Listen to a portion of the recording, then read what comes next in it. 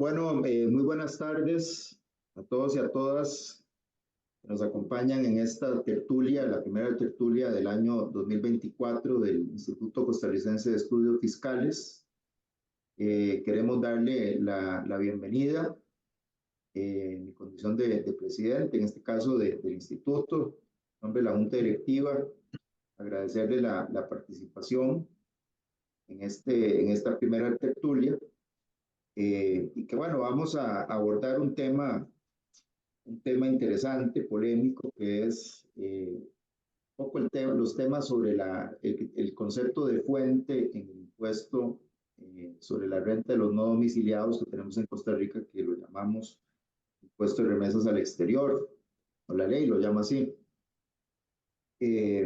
Y para ello, pues creo que tenemos un panel muy interesante con representación de la Administración Tributaria, y también del lado de la asesoría privada, académica, y creo que podemos hacer un intercambio interesante de posiciones sobre este tema, que en definitiva es un tema relevante, que requiere aclaraciones, requiere generar seguridad jurídica, porque claro, cada vez que una empresa en Costa Rica hace pagos al exterior, tiene que decidir si practica retenciones o no practica retenciones, se expone a responsabilidades solidarias de no hacerlo.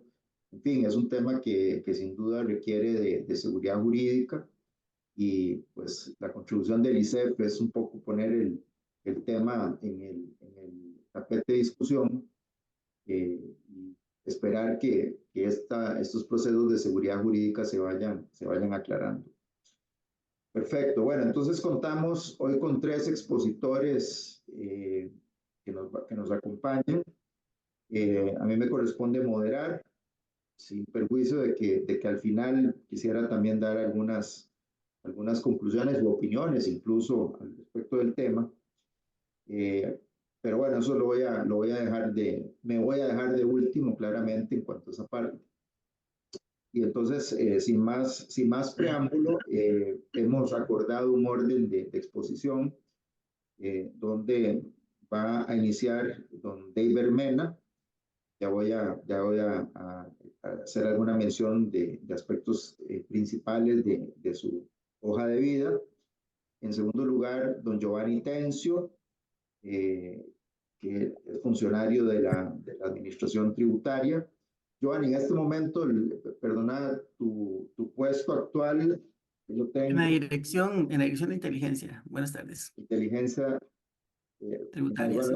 ahorita lo menciono cuando ya te toque intervenir, pero es funcionario de la Dirección General de Tributación de muchísimos años, y ahora está en la Dirección de Inteligencia Tributaria. Y luego tenemos a doña Lorna Medina, que también pues va a colaborar, y ya voy a indicar aspectos de su currículum cuando corresponda. Entonces, el primer expositor es don David.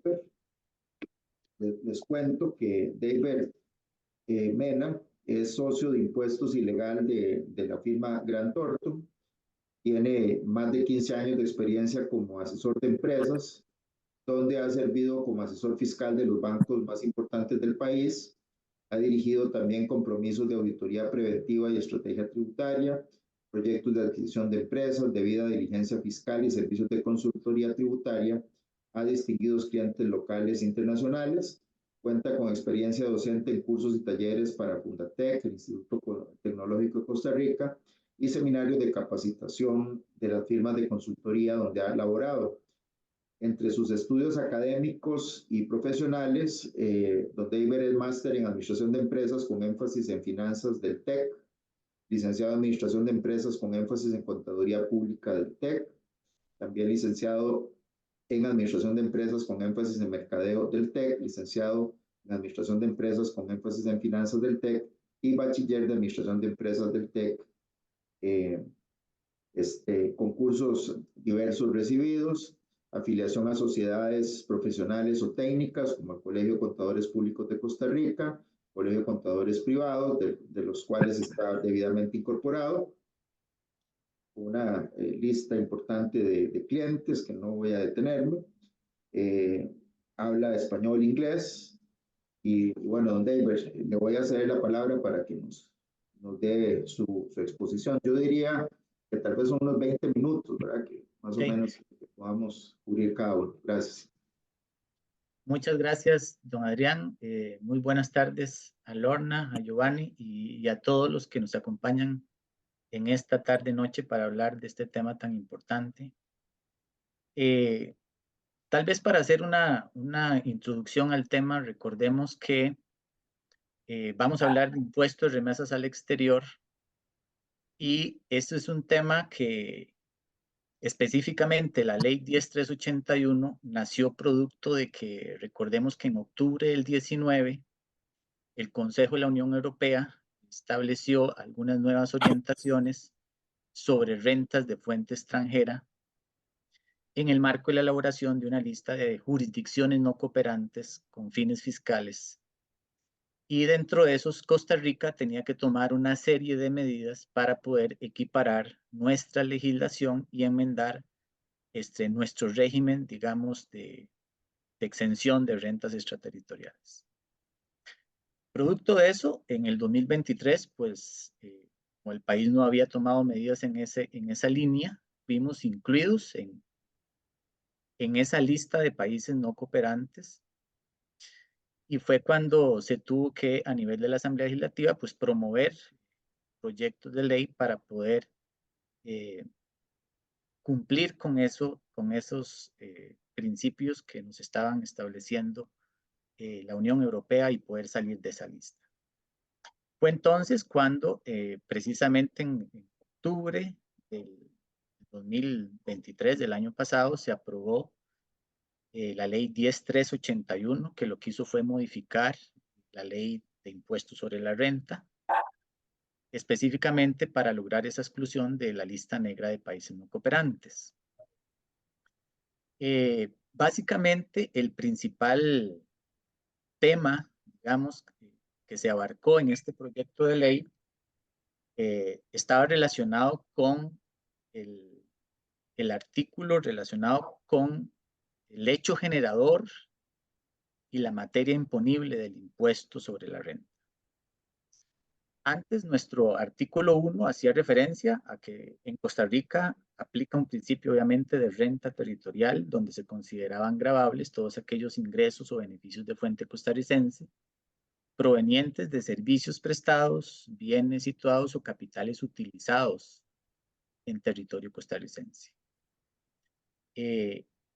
Esta parte del artículo 1 fue modificada para exclusivamente aclarar, ¿verdad?, que los ingresos de renta de fuente costarricense iban a ser exclusivamente aquellos que fueran generados en Costa Rica de acuerdo con la definición de espacio territorial que establece el artículo 5 y 6 de la Constitución Política, donde ahí se amplió un poquito esa definición, donde hablaba no solo de servicios prestados, bienes situados, capitales invertidos y derechos utilizados en territorio costarricense.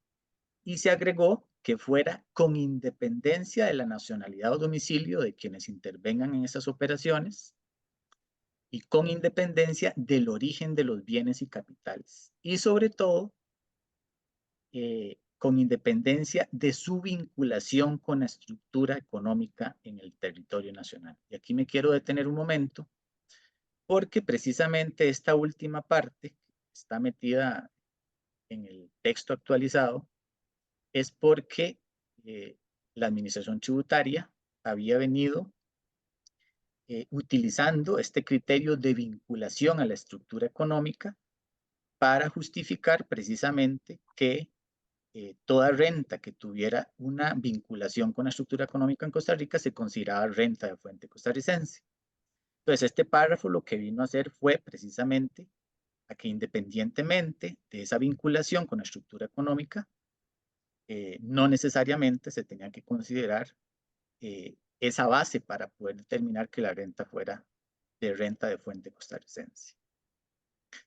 Entonces, dicho eso, en esta ley, que recordemos que fue vetada por por el Poder Ejecutivo, ¿verdad? Y luego resellada por la Asamblea Legislativa, precisamente porque algunos de los casos que se venían manejando, inclusive yo que he manejado sector financiero, había muchas entidades, contribuyentes, que tenían procesos y tienen todavía procesos en otras instancias judiciales peleando justamente este tema, porque generalmente son contribuyentes que tenían inversiones de recursos en el exterior que generaban, obviamente el capital provenía de su actividad en Costa Rica, pero los intereses, rendimientos, ganancias de capital que se generaban por estas inversiones en el exterior, pues se estaban declarando como ingresos no gravables. Entonces, estos ajustes se hicieron a muchos contribuyentes del sector financiero durante varios periodos. Se hicieron todas las apelaciones en la instancia administrativa, instancia judicial, y fue inclusive hasta sala primera y hasta inclusive a la sala constitucional donde se avaló la posición de la administración diciendo de que esto se consideraban rentas de fuente costarricense porque estos ingresos no se podían circunscribir solo al espacio geográfico, sino tenía que ver con el tema de la vinculación con la estructura económica. Entonces, cuando ya la Sala Constitucional validó los criterios de los tribunales, por lo menos en nuestro caso, nosotros a nuestros clientes les recomendamos, bueno, vea, aunque estamos convencidos de que nuestra ley sigue manteniendo un principio de renta territorial, si usted tiene inversiones en el exterior, comience a declararlos mejor gravables, porque ya no vamos a tener otra instancia donde ir a debatir esta posición. O sea, ya habíamos acabado todas las instancias, hasta que hubiera una reforma a la ley. Y fue precisamente con esta situación de que nos meten en la lista negra, países no cooperantes, donde se aclara el tema, y fue a partir del 2 de octubre del año pasado cuando, por lo menos hasta el momento, nos sentimos cómodos de que ya esa interpretación que se tenía sobre ese tema está relativamente clara. Lo digo porque hasta el momento, porque también en esta semana se emitió, por ahí vi un proyecto de ley de uno de los diputados del Frente Amplio que están emitiendo otro proyecto para financiar los programas de Avancemos, donde otra vez en ese proyecto se está metiendo el concepto de vinculación económica para prácticamente borrar lo que la ley 381 aprobó. Pero digamos, eso es un proyecto, no me voy a meter con eso, pero sepamos que el asunto no termina con la promulgación de esta ley, sino que todavía hay proyectos atrás que eventualmente, depende si pasan en la Asamblea, podrían modificar esta situación. Entonces les decía que una vez que se aprueba esta ley, queda esa claridad y básicamente lo que se establece es, bueno, ¿cuáles son las rentas del exterior que sí deberían quedar grabadas como rentas de fuente costarricense?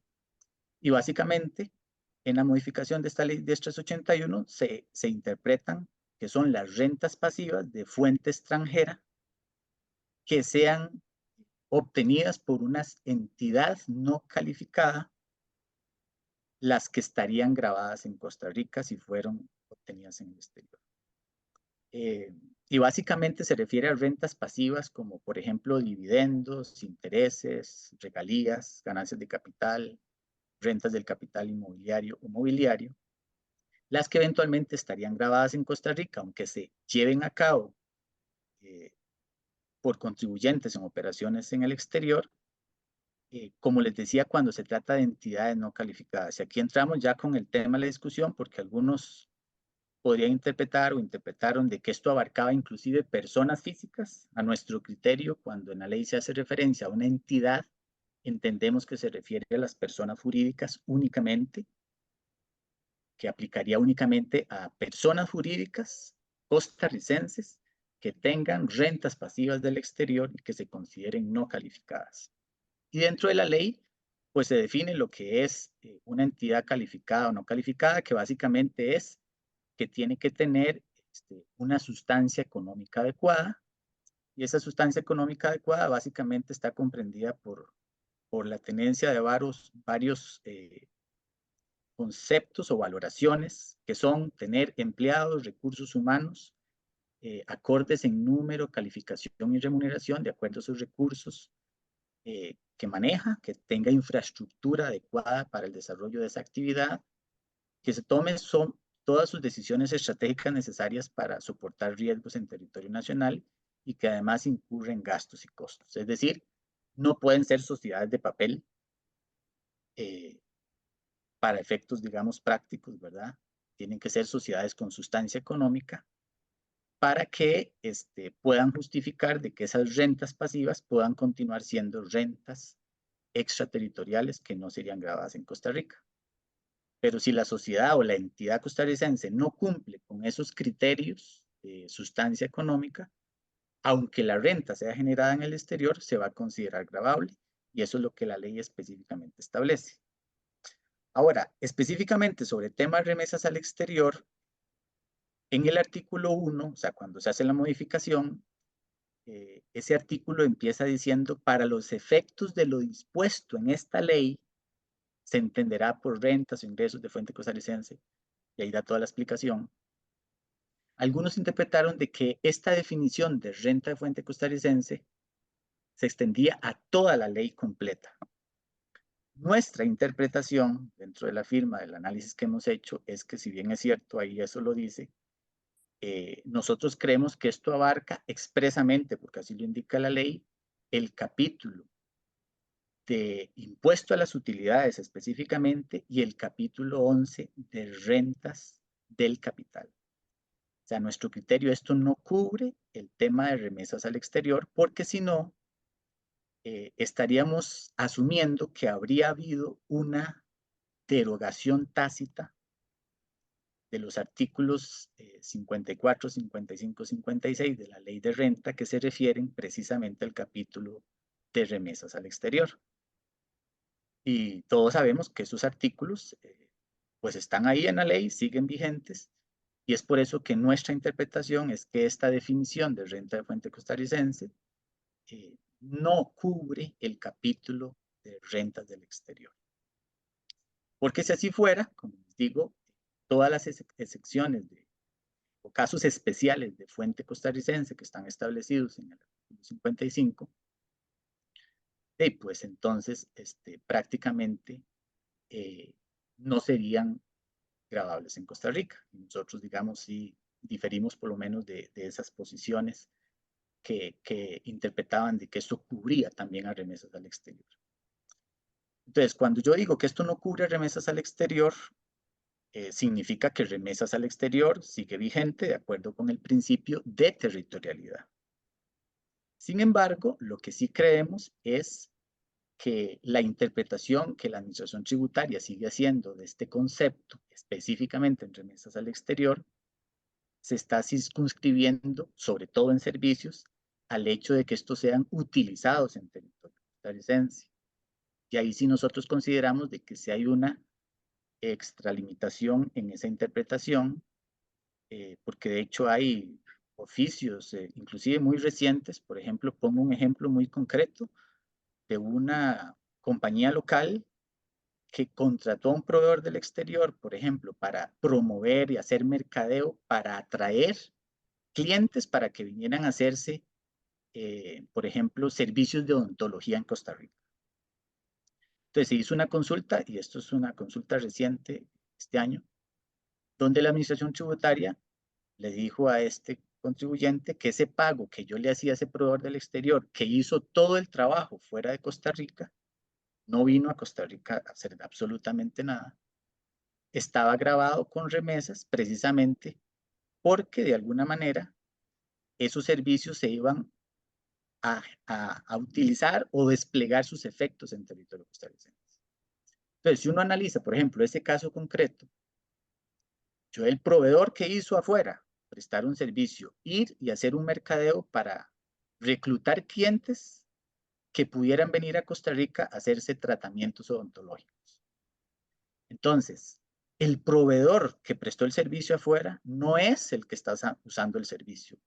Es un no domiciliado, es el paciente que va a venir a Costa Rica, que va a venir a pagar por ese servicio a un contribuyente local que va a declarar en Costa Rica por esos servicios prestados en Costa Rica, pero el proveedor que hizo el trabajo de mercadeo fuera de Costa Rica, a nuestro criterio eso es una renta extraterritorial que no debería estar sujeta a remesas al exterior porque el servicio fue íntegramente prestado fuera del territorio costarricense. Eso es un ejemplo que para nosotros creemos que es donde la administración tributaria se puede estar extralimitando en la interpretación cuando pretendemos decir de que todo lo que se utiliza en Costa Rica pues está grabado. Eso es un ejemplo, porque inclusive quien utiliza el servicio en Costa Rica, en este ejemplo específico, ni siquiera es el proveedor que prestó el servicio, es el paciente que viene y hace uso de ese servicio en nuestro país. Ese es un ejemplo. Algo que sí, por lo menos hay discusión en el tema es, hay servicios que obviamente cuando se prestan en territorio costarricense, qué sé yo, que necesito hacer un proyecto inmobiliario, traigo a un ingeniero a Costa Rica para que haga un estudio geológico, por ejemplo, claramente es un estudio, un servicio prestado en Costa Rica, debería tener remesas al exterior porque el servicio se prestó en Costa Rica. Pero eventualmente, que es donde hay otros casos donde, bueno, ¿qué pasa si yo contrato el diseño, por ejemplo, de una edificación, donde contrato un especialista afuera, que hace su trabajo afuera? Yo le pude haber enviado la información para que él tuviera todos los elementos, ¿verdad? Bueno, ese servicio lo voy a terminar usando en Costa Rica. Pues claro, porque ese diseño lo voy a terminar implementando aquí. Siempre y cuando no sea un servicio de asesoramiento técnico financiero, que estamos claros que estaría grabado con remesas, en este caso podría tratarse de un servicio que se prestó íntegramente afuera, donde no hubo despliegue físico en Costa Rica, ni siquiera remoto.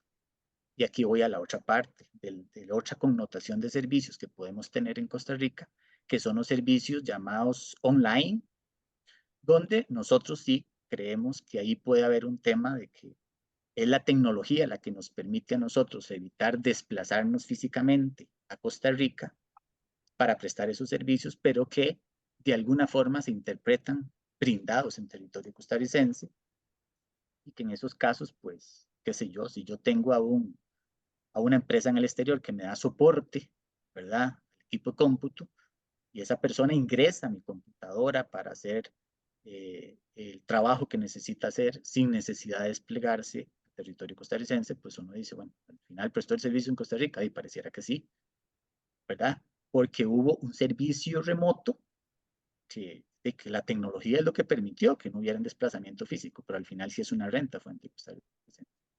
Pues pongo estos ejemplos para que veamos dónde hay casos donde claramente se puede identificar el principio de renta de fuente costarricense, donde aplica remesas al exterior, pero habrán otros donde creemos que sí hay una interpretación que puede estar extralimitando este principio de renta territorial.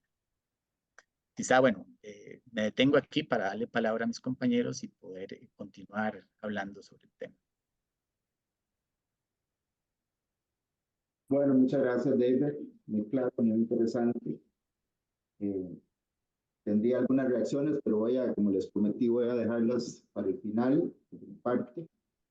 Y por ello voy a darle inmediatamente la palabra a nuestro segundo expositor, que es don Giovanni Tencio, que es licenciado en Administración de Empresas y Contaduría Pública, con una maestría en Administración de Tecnología de la Información.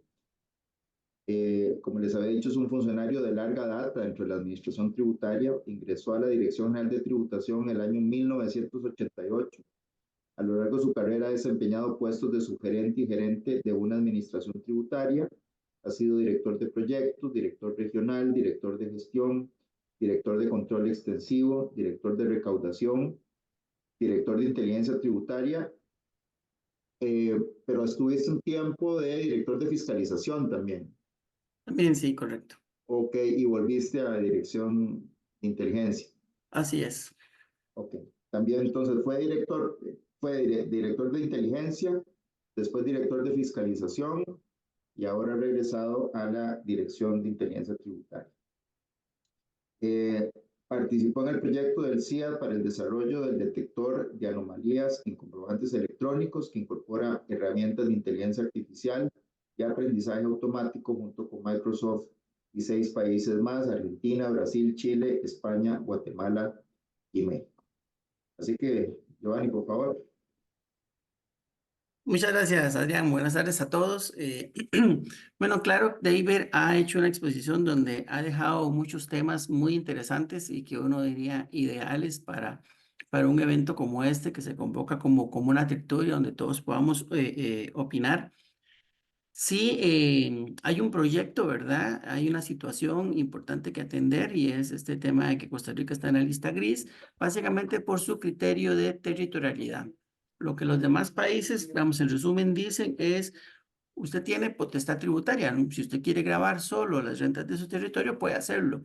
El problema es que ese criterio podría estar afectando la sujeción en otros países. Cuando gente extranjera entonces se viene para Costa Rica, invierte aquí y los considera exento, entonces estaría provocando un problema de erosión de bases imponibles o traslado de beneficios. Y entonces nos dicen que tenemos que empezar a grabar esas rentas extranjeras. Pero claro, ese proyecto de reforma es muy complicado hacerlo. Ya se ha hablado muchas veces de tener un sistema de renta que sea global y universal. Esto va a ser un poco difícil y entonces se trata de hacer una reforma únicamente que afecte a los no residentes que se localicen en Costa Rica para obtener rentas también en el exterior que no estarían grabadas. Es como el espíritu inicial de todo este proceso de reforma. Pero en la discusión legislativa, como sabemos, pues siempre existen de procesos de negociación y grupos que quieren pues introducir su reforma y empiezan a agregarse una serie de disposiciones extras a la ley que empiezan a generar todo este proceso de interpretaciones. Es un proyecto bastante reciente. Hay todo un mecanismo para que se vayan dando los criterios y estos se vayan asentando. Ya debe también con todo el caso de esas entidades financieras que terminó en la sala cuarta después de muchos años. Pues hay muchos de los temas que están aquí que posiblemente tengamos que hacer todo este recorrido. Sí está muy claro, yo lo veo así también, que en la reforma al artículo 1 la ley dice que excepcionalmente se consideran gravados las rentas pasivas de fuente extranjera cuando sean obtenidas por una empresa integrante de un grupo multinacional y que además sea considerado como una calificado. Pero eso se refiere solo a las rentas pasivas. Hablamos de dividendos, intereses, regalías, ganancias de capital y rentas de capital e inmobiliario. Pero hay muchos otros conceptos que quedan ahí y sobre esos otros conceptos, ¿en qué situación quedamos? Si se aplica un criterio de pertenencia o no se aplica un criterio de pertenencia. Yo creo que eso sería yo muy prematuro decir, pero evidentemente no existe un criterio ya emitido por la administración tributaria. Ningún proceso de esto se ha litigado. Y básicamente, pues la administración mantiene su posición. Y es que aquí hay que tener presente alguna cosa, que muchas veces estas rentas que se presentan como rentas escritoriales obedecen a planificaciones fiscales, a formas de deslocalización, beneficios. Y entonces ahí también la forma de sujetarlas no solo responde a este tema de querer grabar las rentas de fuera, sino más bien a eliminar esos esquemas de planificación fiscal agresivos. Yo también estamos de acuerdo, ¿verdad? La reforma no cubre el tema de remesas al exterior, eso está en el capítulo cuarto, en el título cuarto de la ley, no hay ninguna reforma, pero no obstante, el tema de remesas al exterior es un tema bien importante, David lo señala, bueno, tenemos que saber si está sujeto a una remesa, a una retención por remesa o no, porque en este caso no solo es solidario, sino que la ley subroga esa obligación hacia el pagador. Y hay elementos muy importantes ahí de por medio. Si existe un convenio o la imposición con el país de residencia de esa parte, puede que en virtud de ese convenio no tengamos que retener del todo o tengamos que retener un monto más bajo. Y además existen otras figuras que también tienen que ver con todo lo que es BEPS.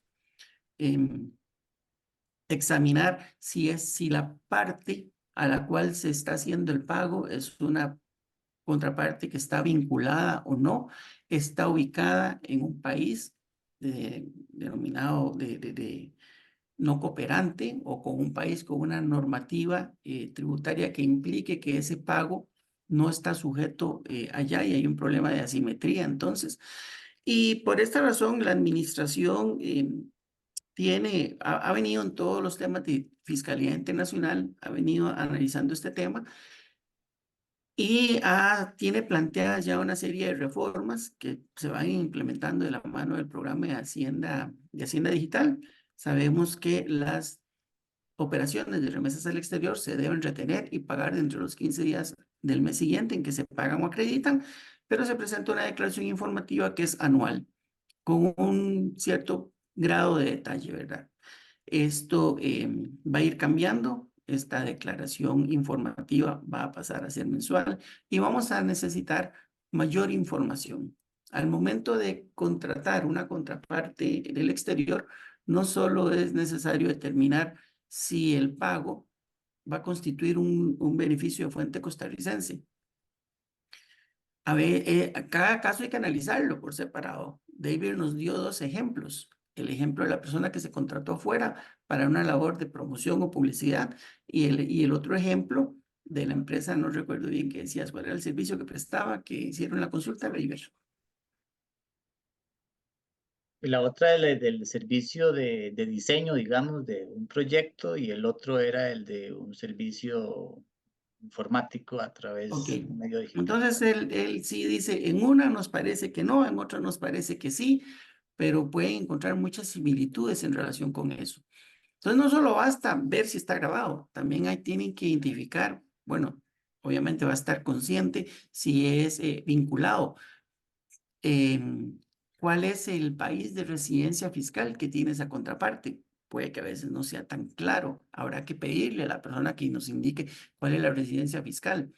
Si existe o no un convenio de doble imposición y cuál es el tratamiento tributario que ese pago tiene en el país de domicilio de residencia fiscal de la contraparte. Toda esa información va a tener que ser recopilada por el contribuyente obligado a hacer esta remesa, subrogado también a su pago y suministrar esa información a la administración. Como les decía, hablando de remesas, no podemos establecer una regla así absoluta y clarísima que nos permita definir qué transacción es esto o lo otro, sino hay que empezar como a caracterizar cuáles son los elementos que los constituyen. Sí se ha venido dando una serie de jurisprudencia, una serie de principios antes de iniciar la tertulia en el espacio que tenemos previo. Compartimos algunas cosas y me parece que don Adrián las va a retomar cuando él haga su intervención. Y entonces, por lo menos sobre esto que se plantea, ¿verdad? ¿Cuáles son las implicaciones que tiene la ley 10.381 sobre el criterio de pertenencia, sobre la sujeción de rentas en el exterior? Es un tema, apenas tenemos muy poco tiempo, todavía no existe una posición oficial, no hemos atendido desde la Administración Tributaria alguna consulta 119 que pueda ir delineando, estableciendo algunas líneas, y mucho menos se ha judicializado administrativa o jurisdiccionalmente este tema. Con esto yo cierro mi participación hasta este momento y le daré la palabra a Lorna.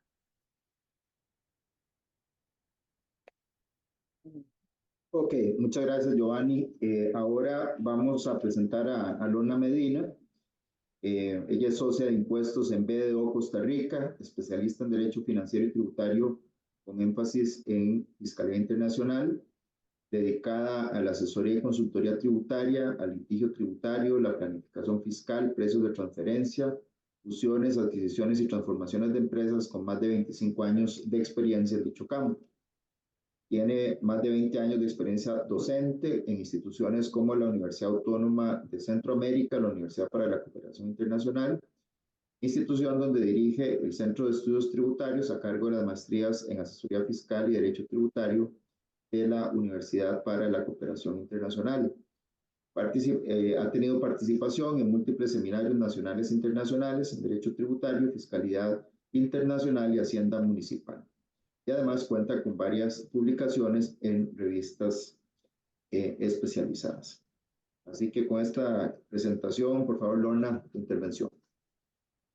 Bueno, muchas gracias, sobre todo al ICEP, por abrirnos estos espacios que considero que son necesarios para discutir estos temas tan importantes y sobre todo que han generado mucha inquietud en el contribuyente ante la incertidumbre que reina ahora de cómo se va a aplicar el impuesto de remesas al exterior tras la reforma que sufrió el artículo 1.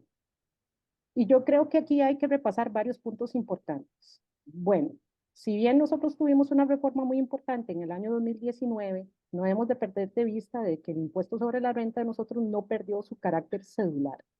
Nosotros tenemos un impuesto cedular donde hay un impuesto general, que es el impuesto sobre las utilidades, y varios impuestos específicos que en algunos casos funcionan por retención o por declaración por parte del contribuyente.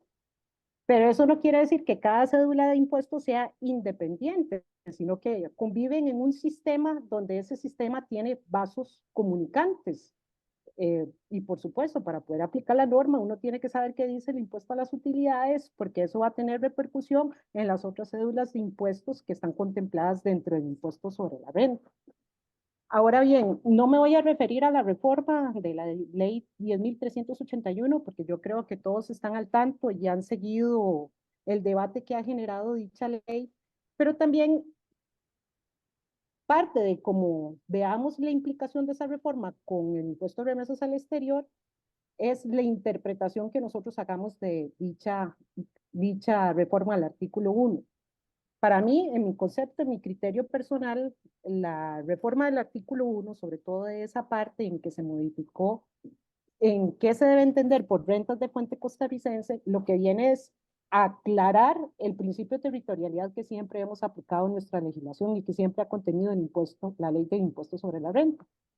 Otra cuestión es que la administración haya venido haciendo interpretaciones extensivas del principio de territorialidad que se invocaron, como ya sabemos, en que se diera la acción de inconstitucionalidad contra la jurisprudencia de la Sala Primera, que avaló el criterio de la administración tributaria con respecto al gravamen de las rentas pasivas extraterritoriales, sobre todo para las entidades financieras. Pero hay que decir que dicha interpretación extensiva del principio de territorialidad de la administración tributaria también la ha aplicado en el impuesto de remesas al exterior. Entonces, para mí, se aprovechó la ocasión de que teníamos que sacar a Costa Rica de la lista de países no cooperantes de la Unión Europea para aclarar el principio de territorialidad. Y en ese artículo 1 quedó claramente establecido de que dicho principio de territorialidad no solamente va a aplicar para el impuesto a las utilidades, sino que la norma dice claramente que es para efectos de lo dispuesto en esta ley. Y esta ley no solamente incluye el impuesto a las utilidades, sino que incluye los demás impuestos que hemos mencionado, rentas de capital, mobiliario, inmobiliario, ganancias y pérdidas de capital, el impuesto al salario y el impuesto de remesas al exterior. Así que yo no veo cómo interpretar de que el impuesto de remesas al exterior es una célula completamente independiente que no tiene vasos comunicantes con el impuesto a las utilidades. Cuando el mismo impuesto de remesas al exterior, cuando empieza su desarrollo en el artículo 54, que nos habla de los casos de renta de fuente costarricense, es retomar muchos de los supuestos que vienen desarrollados en el impuesto a las utilidades. ¿Cuál es la particularidad que tiene el impuesto de remesas en el exterior? Que efectivamente en el artículo 55 menciona una serie de casos especiales que tienen sus particularidades. Y principalmente lo que llama la atención es que el 55H claramente establece que tratándose del asesoramiento técnico, este se va a considerar renta de fuente costarricense aun y cuando este sea brindado directamente desde el exterior. Es el caso especial que se vuelve excepcional porque no es necesario que el servicio sea, que el asesoramiento sea brindado aquí en Costa Rica, sino que igualmente se va a considerar renta de fuente costarricense aun cuando este sea brindado desde el exterior, que es la excepción que contiene al principio de territorialidad en ese supuesto específico del asesoramiento técnico. Pero como les digo, y aparte que llama la atención que con la reforma sufrida, bueno, en el año 2018, que entró en vigencia en el año 2019, fue poco lo que se tocó del impuesto a las utilidades, poco lo que se tocó de impuesto de remesas al exterior, hubo un reacomodo de los impuestos, se introdujo obviamente el gravamen de las ganancias de capital, que era una de las reformas más importantes que se tenía que hacer con respecto al impuesto de renta, pero no creo que haya modificado en su totalidad la naturaleza para que consideremos islas independientes cada una de las cédulas de impuesto que actualmente nosotros contenemos. Bueno, entonces, así como la administración tributaria hizo una interpretación extensiva del principio de territorialidad para abarcar rentas de fuente extranjera como si se trataran rentas de fuente costarricense, igualmente esa interpretación extensiva la ha venido aplicando en el impuesto de remesas al exterior.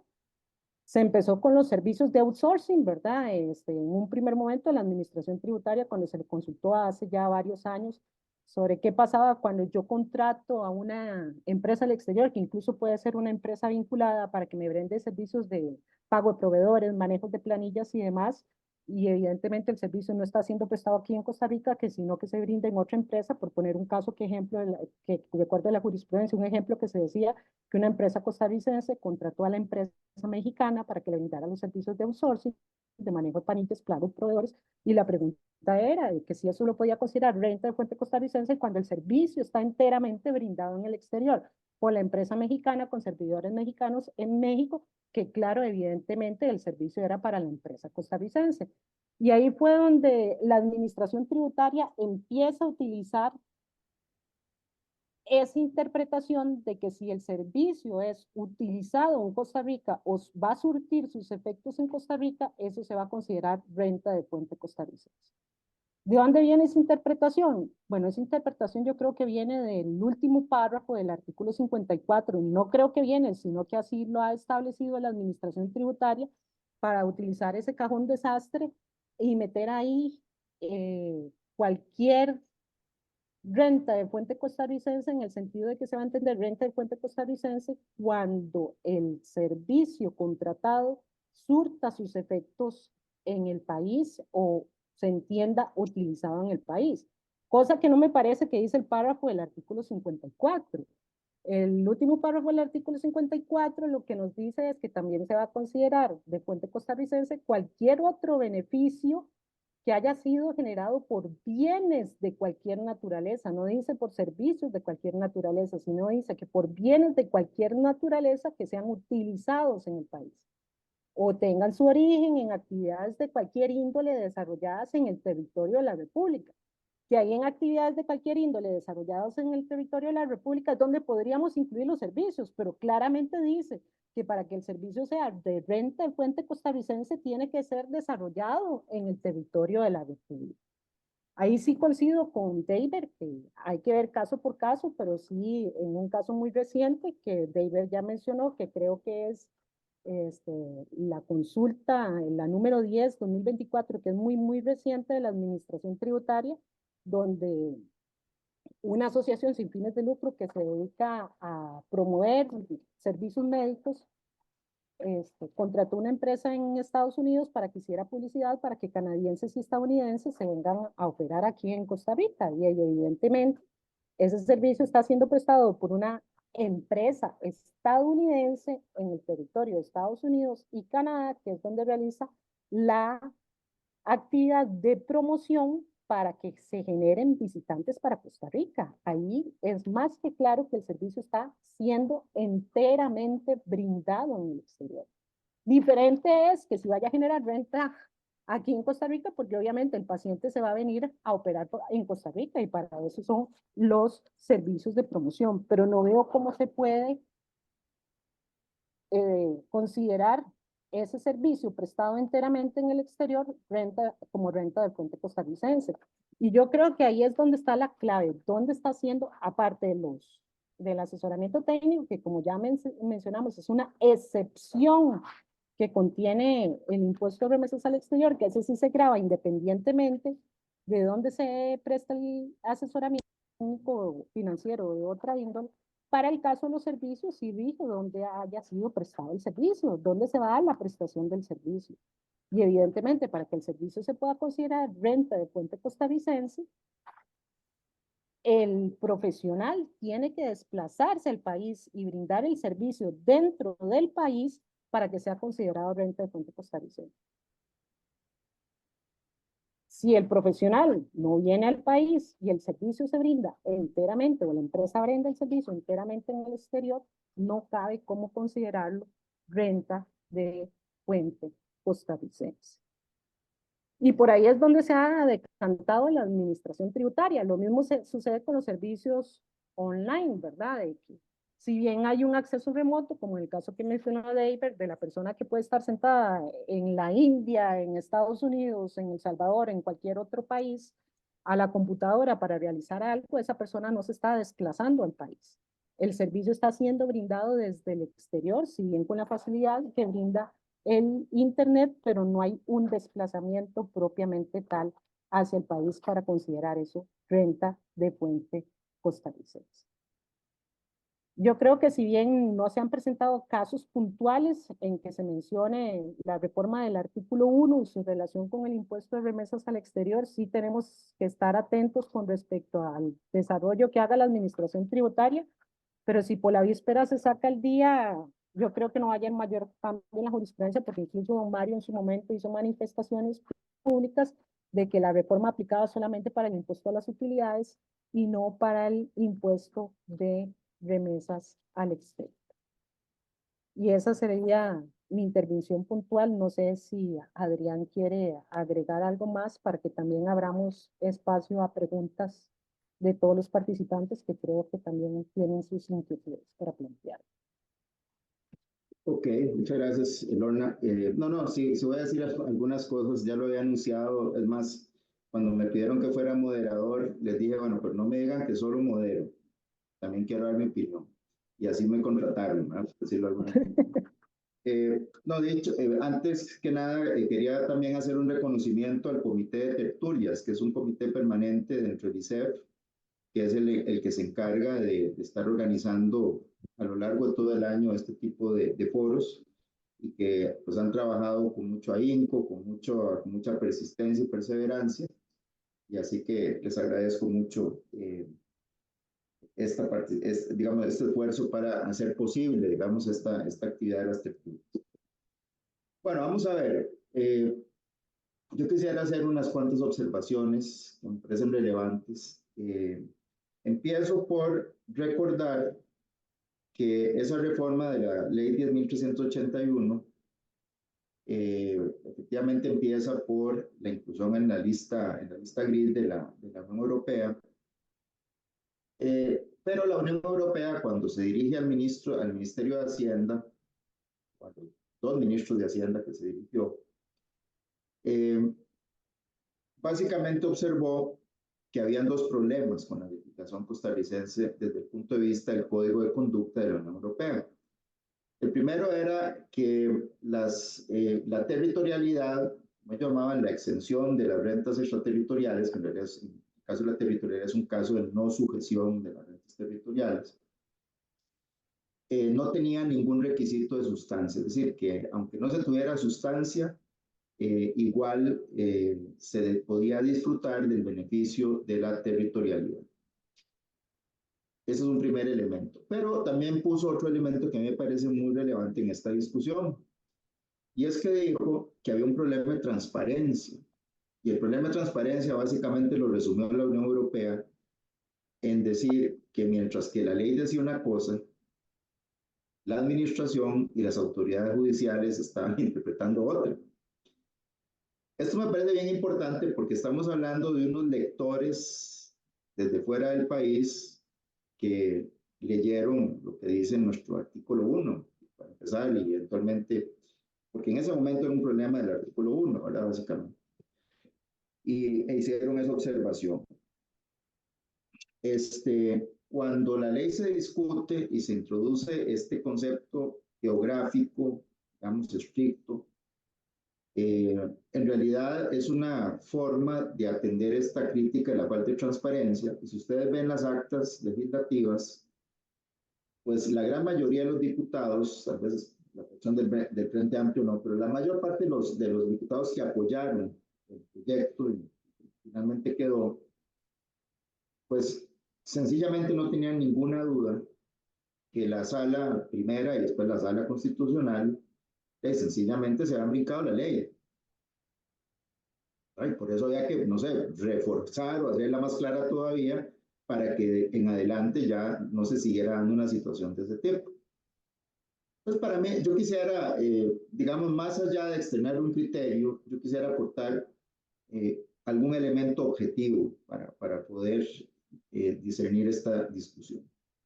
Y para ello me parece muy importante remontarnos a lo que dice el artículo 6 del Código Tributario, cuando nos dice que las normas tributarias deben ser interpretadas de acuerdo con los métodos propios del derecho común. Y resulta que los métodos del derecho común están regulados en el artículo 10 del Código Civil, que es una copia del artículo 3 del Código Civil de España. Y ese artículo empieza diciendo que las normas se interpretarán según el sentido propio de las palabras. Don Pedro Aba, profesor de la Universidad de Costa Rica,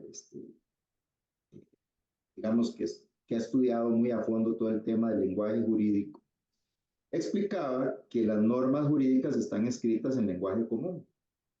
Normalmente no son conceptos científicos, digamos, con un significado completamente tasado, claro, sino que se utilizan palabras del lenguaje común. Y las palabras del lenguaje común suelen tener ambigüedades, suelen tener lo que llaman polisemia, es decir, una misma palabra puede tener más de un significado y además significados contradictorios.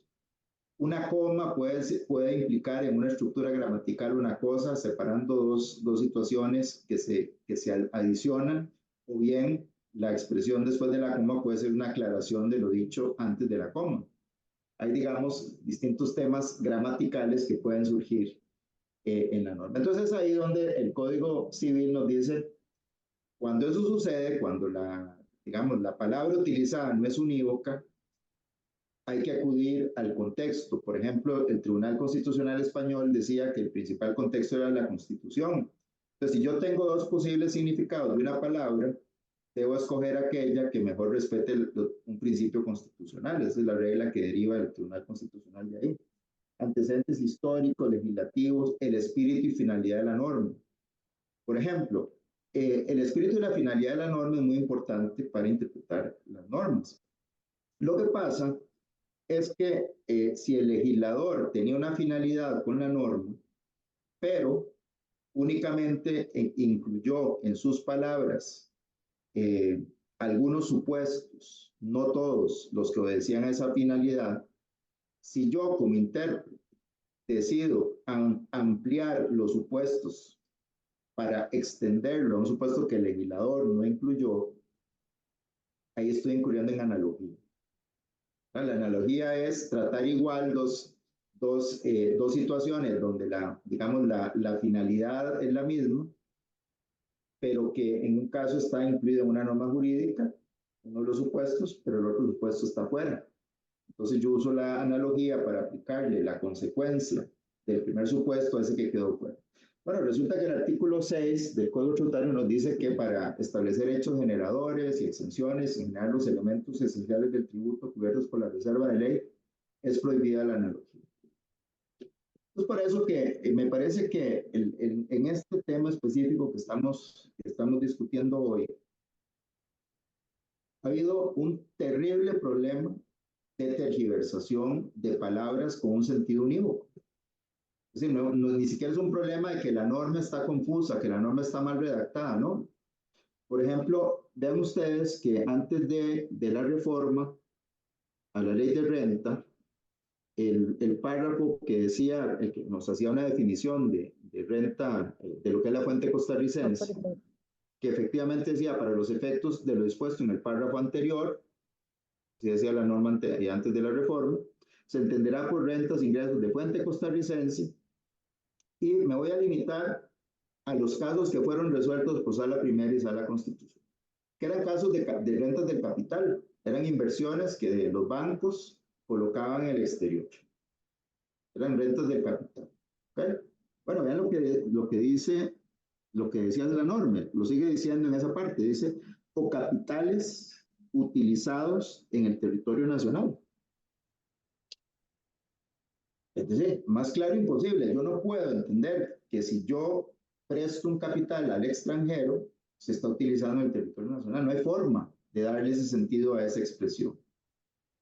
Cuando la Sala Primera y la Sala Constitucional sustituyen la expresión capitales utilizados en el territorio nacional por capitales originados en territorio nacional, sencillamente está desobedeciendo la norma, porque un capital originado es el ahorro que yo tuve con mi trabajo, pero que después yo lo invierto afuera, y la renta, ese capital, deriva de un capital utilizado en el exterior, aunque el capital lo construye de mi trabajo en Costa Rica. Son dos cosas completamente diferentes, y la norma tenía una expresión que no había dónde perderse. Llama poderosamente la atención, si ustedes revisan, la sentencia de la Sala Constitucional tiene una característica que a mí todavía no me deja de generar una, digamos, como una intriga de qué fue lo que pasó ahí. Porque esa sentencia tiene un voto de mayoría de 6 magistrados y un voto de minoría de un solo magistrado. O sea, ni siquiera puede que, porque la sala suele quedar en algunos temas polémicos 4-3, entonces es como uno el que hace la diferencia. Aquí no eran 6 contra 1. Y resulta que uno lee el del 1 y es perfecto. Desde el punto de vista de la doctrina tributaria es impecable, que es el de Roberto Garrieta.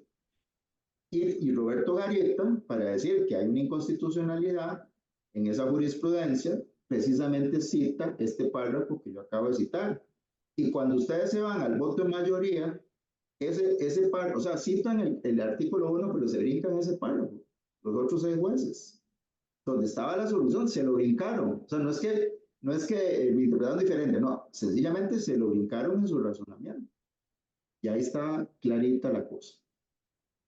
Ok, ¿qué es lo que pasa con la ley 10.381? Bueno, que este párrafo que acabo de leer ahora cambió la palabra, antes decía para los efectos de lo dispuesto en el párrafo anterior, ahora dice para efectos de lo dispuesto en esta ley. Es decir, el legislador utilizó, o sea, yo no puedo entender en esta ley solo parte de la ley. Es imposible, o sea, digamos, gramaticalmente imposible entender algo diferente que es en esta ley, en toda la ley. Y ahí está metido el famoso impuesto de remesas al exterior. Entonces, salvo que sigamos con esta práctica de que el legislador es claro, donde la palabra es unívoca, no es polisémica, no hay duda de su significado, la cambiamos y entonces decimos no únicamente para el impuesto de utilidades, como era antes. Y el argumento de que tenemos un sistema cedular, pues sí, es cierto, seguimos teniendo un sistema cedular, pero como planteaba Lorna, las características que tenga ese sistema cedular es algo que depende no de un concepto absoluto y abstracto del sistema cedular, sino que depende de cómo lo regule en concreto el legislador. Y ya, digamos, Lorna habló de vasos comunicantes, yo también lo puedo llamar puentes, normas puente, que establecen conexiones entre esas islas que son los impuestos cedulares. Por ejemplo, ya en el 2018, cuando se introduce el capítulo 11 sobre el impuesto de rentas de capital y ganancias y pérdidas de capital, vean que el primer artículo de ese capítulo, el 27, dice: el presente capítulo regula la tributación de las rentas del capital y de las ganancias y pérdidas del capital. Y seguidamente dice: salvo disposición expresa en contrario, lo regulado será aplicable al impuesto de las utilidades en cuanto a lo afectado por dicho impuesto de conformidad con el título primero de la presente ley. Ahí comunicó, por ejemplo, todas las normas de cómo valorar o cómo cuantificar las ganancias de capital.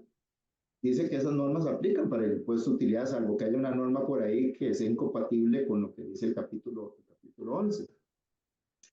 Entonces, a mí me parece clarísimo que eso fue lo que pasó con ese cambio de redacción. Es que hubo un cambio de redacción, ¿no? y el legislador no estaba dormido ni borracho. O sea, simplemente cambió el párrafo anterior, que ahí sí podrías decir, bueno, el párrafo anterior se refiere únicamente a impuesto de utilidades. No, dice para efectos de la presente ley. Ahora, y en el impuesto de remesas, las leyes que, por ejemplo, citaba David, que quedaron en pie, no fueron reformadas ni derogadas, y no tenían por qué serlo. Porque en realidad el impuesto de remesas tiene una norma general que es la de fuente costarricense, donde nos habla de servicios desarrollados en el territorio nacional, de capitales utilizados en el territorio nacional, o sea, expresiones que no son nada contradictorias. Es más, habla territorio, en el territorio nacional, ese último párrafo de la norma que vos citaste, Lorna, el 54, habla del territorio nacional. Y si en el otro dijeron, entiéndase por territorio nacional, el geográfico definido en la Constitución Política, y no me voy a meter ahora en la gran distorsión que se hizo con el tema de la vinculación económica. Ya no hay tiempo para eso, pero digamos queda claro que no hay una contradicción entre la definición de que es territorio nacional para efectos de esta ley y luego que se retoma ese concepto en nuestros remesas. Y, por supuesto, esa es una definición general, la regla general. No tiene por qué afectar los casos especiales, que esos sí se mantuvieron. Entonces, bueno, claro, en asesoramiento técnico, otra índole, seguirá, aunque se presten desde afuera. Entonces, me parece que utilizando simplemente el artículo 6 del Código Tributario y 10 del Código Civil, no deberíamos volver a caer en este problema de transparencia que ya nos dijeron los señores de la Unión Europea con solo leer la norma y ver lo que dicen los jueces y la administración. Que la ley dice una cosa y sencillamente, aunque la palabra es evidente, pues, cambian la palabra sencillamente. Y lo mismo, digamos, uno podría ilustrar con ese tema de la prestación. Es decir, en remesas siempre se ha hablado de prestación y solo en el caso especial es cuando se habla que sean, cuyo beneficiario sea una empresa en Costa Rica. Vean qué interesante que la evolución de la administración tributaria partió precisamente de los servicios digitales. Ahí es donde empieza esa idea de que si se acceden desde Costa Rica por vía tecnológica, se convierten en, o sea, son prestados en Costa Rica. Es una especie de teletransportación, ¿verdad? La persona lo está prestando allá afuera, pero a través de Internet aparece en Costa Rica prestando. En las discusiones sobre la economía digital y su tributación, a mí me tocó el año final del 22 hacer la ponencia en las últimas jornadas del Instituto Latinoamericano de Derecho Tributario por Costa Rica sobre la economía digital. Y ahí precisamente uno de los problemas que se plantean es que en los servicios digitales se pasa de lo que eran los servicios tradicionales que se prestaban en el lugar, y así lo vemos en los trabajos de la OCDE, que se prestaban en el lugar a servicios que se prestan remotamente. ¿Okay? Cuando yo digo que un servicio se presta remotamente, es porque no se presta en el lugar. ¿Y cuál es la solución que se da? Bueno, que los países tienen que reformar sus legislaciones para adaptar su legislación a la nueva realidad. Y si quieren acceder al gravamen de los servicios remotos en el impuesto sobre la renta, entonces hay que cambiarle el criterio de sujeción y pasar de un criterio de prestación a un criterio de utilización, como el que tiene España en el impuesto no residentes. Pero mientras no cambiemos, porque de nuevo aquí volvemos al tema de las palabras. O sea, si está claro que una cosa es la utilización en Costa Rica de un servicio, el ser beneficiario de un servicio, y otra cosa es la prestación del servicio. O sea, y las palabras no han cambiado porque ahora yo tengo que entender que la prestación ya no es prestación, sino que es utilización.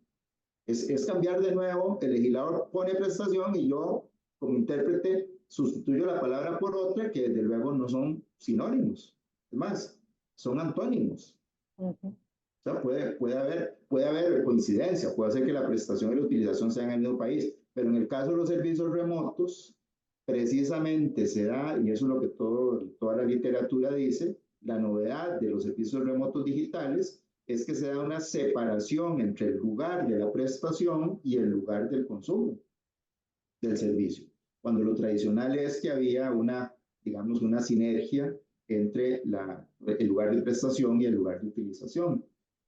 Entonces me parece que ahí de nuevo ha habido un problema de distorsionar las palabras claras y contundentes que ha utilizado el legislador. Y por último, tal vez mencionar que claro, el problema El problema cuando se pierde el norte de las palabras, entonces ya cualquier cosa se vale. Digamos, aquí se han citado algunos casos donde parece que la administración se ha extralimitado, pero hay uno que yo conozco, que David también lo conoce, donde se prestaban unos servicios de reserva de un hotel fuera de Costa Rica. Pero el argumento de tributación es que como el dinero para pagar el servicio se generó en Costa Rica, eso hacía del servicio de puente costarricense. Entonces vean ustedes que ya digamos es como decir que ya no importa el lugar donde se presta el servicio por parte del contribuyente, porque el contribuyente no es el agente de retención, el contribuyente es el no domiciliado. Entonces ya resulta que la fuente se le contamina por el hecho que el pagador sí tenga actividad en Costa Rica, entonces absolutamente todo es de fuente costarricense. Entonces ahí ya es cuando perdimos completamente el control que las palabras del legislador algo tienen que decir, porque si empezamos a cambiar, el legislador puso la palabra tal y yo la cambio por el antónimo, es que así no se vale. Me parece que ahí hay un problema serio que es sencillamente desacato a lo que dice la ley, cosa que por los artículos 11 de la Constitución y la Ley General de la Administración Pública los funcionarios no pueden hacer. Por tanto, me parece que ahí hay un tema bastante claro. En síntesis, creo que no es inocente, no es irrelevante la palabra del cambio en el artículo 1. Se cambió para los efectos del párrafo anterior, se cambió para efectos de la presente ley. Y en consecuencia, me parece que esa definición más estricta, más clara, más ligada a la geografía, también tiene esos efectos aclaratorios en remesas. Utiliza el mismo concepto, lo único que cambia es dónde está domiciliado el sujeto, pero en el fondo ambos se basan en fuente costarricense. O es que vamos a tener en una interpretación sistemática en dos impuestos que se basan en el concepto de fuente costarricense, vamos a tener fuente costarricense distinto en uno que en el otro. O sea, ¿qué se le ocurre eso? ¿Qué sentido? Entonces, además, no existe en el mundo alguien que haga semejante, digamos, distinción, ¿verdad? Entre el mismo concepto que se utiliza para un impuesto de los residentes y otro de los no residentes. Y tal vez meter la cuchara ahí, Adrián, pero es que Sí. cuando uno ve el desarrollo del artículo 54, el artículo 54 lo que hace es agarrar supuestos del impuesto a las utilidades específicos para remesas al exterior, pero sigue siendo lo mismo. ¿Qué es renta fuente costarricense? Los servicios prestados, los capitales utilizados y las rentas generadas por bienes localizados en el país. El 54 no se sale de eso. Exacto. No, en realidad las palabras siempre han estado claras ahí. El problema es cuando Cuando empezamos a interpretar libremente el párrafo final del artículo 54, como decís vos, cambiando palabras de la ley por una interpretación de la administración tributaria. Es que es el problema de creer que se puede interpretar un texto normativo con independencia de las palabras usadas por el legislador. Y eso no puede ser. Sí, vamos a ver, vuelva don Pedro a, si la palabra es ambigua, si la construcción gramatical puede ser ambigua, puede tener más de un significado, ahí sí, hay que ir a buscar en el espíritu de la ley, en los principios constitucionales. Yo una vez tuve, ya como anécdota, una consulta hace muchos años sobre el atún que estaba en la canasta básica y la canasta básica decía atún en conserva, enlatado. Y resulta que habían sacado una presentación en vidrio del atún en conserva. Entonces, bueno, yo dije, aquí hay un problema de ambigüedad en la construcción gramatical, porque la coma puede significar que además de ser atún en conserva, tiene que venir en lata. Esa es una primera interpretación con la cual sale de la lista de la canasta básica. Pero también puede significar que como en Costa Rica no se suele hablar de atún en conserva, sino que siempre hemos entendido, y más antes que ni siquiera conocíamos el atún fresco, ¿verdad? Que sirven ahora, que se puede comprar un filete, etcétera, sino que siempre hablábamos del atún en lata. Entonces, claro, cuando decía atún en conserva, la coma lo que hace es aclarar, ese es el que viene en lata, la lata de atún, ¿verdad? No se confunde. Y con esta no, lo relevante, el núcleo de la exención iba en el atún en conserva, no tanto en la presentación. Y entre las dos, ¿cuál, digamos, mejor respetaba un principio constitucional de igualdad de tratamiento, lo que sea? La segunda. Bueno, la tributación en ese momento aceptó esta interpretación. Pero es ahí donde los otros métodos pueden entrar. Lo que no se vale es, cuando la palabra es clara, yo le cambio.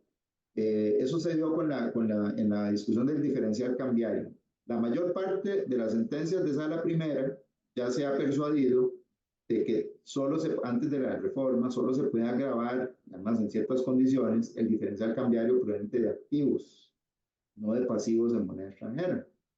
Bueno, porque aparte que, digamos, la redacción del artículo 81, la gramática nos lleva a esa conclusión, pero todavía era más claro el reglamento. El reglamento de renta decía el diferencial cambiario derivado de activos. Entonces, si se usa la palabra activos, ¿verdad? Yo no puedo darle a esa palabra utilizada por el legislador su antónimo. Donde dice activos también dice pasivos. No, yo no puedo decir donde dice noche, no, pusieron día. Son cosas incompatibles. Entonces, bueno, digamos ahí la sala primera pues se ha ido usando esa interpretación de las palabras puramente. Ahora, que el legislador es arbitrario al solo los activos y no los pasivos, bueno, eso es otra cosa. Ahí o cambiamos la ley o decimos que la ley es inconstitucional, que hace esa distinción, pero eso es otra cosa. Entonces me parece que bueno, esa es la forma en que yo quería enfocar el tema. Ahora sí, no sé si alguien quiere intervenir o estamos viendo tiempo. Sí, quedan 15 minutos para... No sé si David quiere replicar o damos paso a las... Sí, como quieran. Sí. No, yo sí quisiera opinar porque evidentemente este es un tema que se viene discutiendo inclusive desde antes de la ley. Ahora lo que don Adrián nos expone, y bueno, y Lorna, es que a partir de la ley hay un nuevo elemento que utilizan ellos para defender su tesis, pero no es una tesis que surge a partir de esta nueva ley que es de octubre, es un problema, por llamarlo, o más bien hay una visión en la que discrepa la administración tributaria y ellos como asesores y profesionales, que viene desde antes, evidentemente, no es nuevo. Ahora lo que como quien lleva más agua a su molino, lo que se quiere es decir que este cambio en párrafo anterior por esta ley, pues lo están utilizando como argumento para esos temas que ya se han venido discutiendo. Yo lo que creo es que tal vez hubiese sido preferible que si esa era la voluntad del legislador, no se hubiese limitado simplemente a un cambio que parece sí evidentemente muy profundo, pero a su vez sutil.